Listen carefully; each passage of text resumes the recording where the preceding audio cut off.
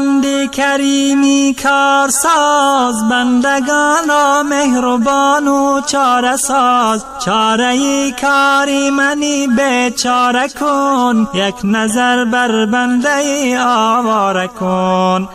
گشتم رسوا از این شرمندگی، شرم دارم ندارم بندگی. بنده غافل به درگاه آمده، مجرم و عاصی در شاه آمده. رفت عمرم از پی نفس و هوا، شد تباه حالم خدایا رهنما. ره بالمایم صراط المستقیم، تا نگردد پیروی دیوی لعین. گر نباشی دستگیرم ای خدا، میبرد شیطان مرا دامی بلا. ای خدا حافظ ایمانم تویی، از شر شیطان نگهبانم تویی. غیر درگاهت ندارم پشتبان، ای خداوندی کریم و مهربان. جمله مؤمن را خدایا کن نظر، رحم داری بر یتیم و بی پدر. عاجز و مسکین و محتاج و گدا، در فغان گویند هر دم ای خدا. جمله رو بر درگهت آورده اند، چون که عاجز و حقیر و بنده اند. آن که دارد کبر و عجب و فخر و کین، گشته است او پیروی دیوی لعین. لطف کن بر بندگانت ای خدا، ما گنهکاریم و تو غمخوار ما.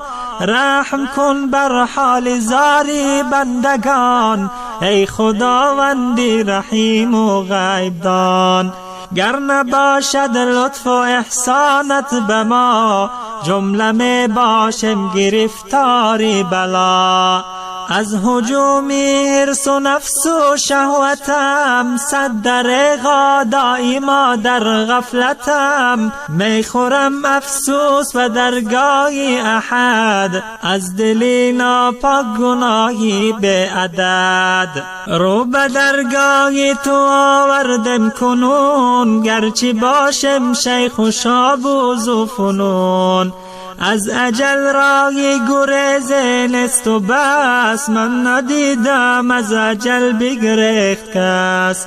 ای دریغا از گناهی به شمار، کرده ایم بر جان خود جبر اختیار.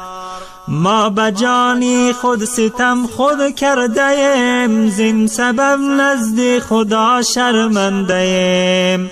خاری عاجز و مسکین و حقیر، رو به تو آورده است دستش بگیر. گرچه باشم پرگناه در جهان، لطف و احسانی تو دارم پشتبان. این مناجاتم قبول گردد اگر، بندگانت را نگه دار از سقر. بندگانت را نگه دار از سقر.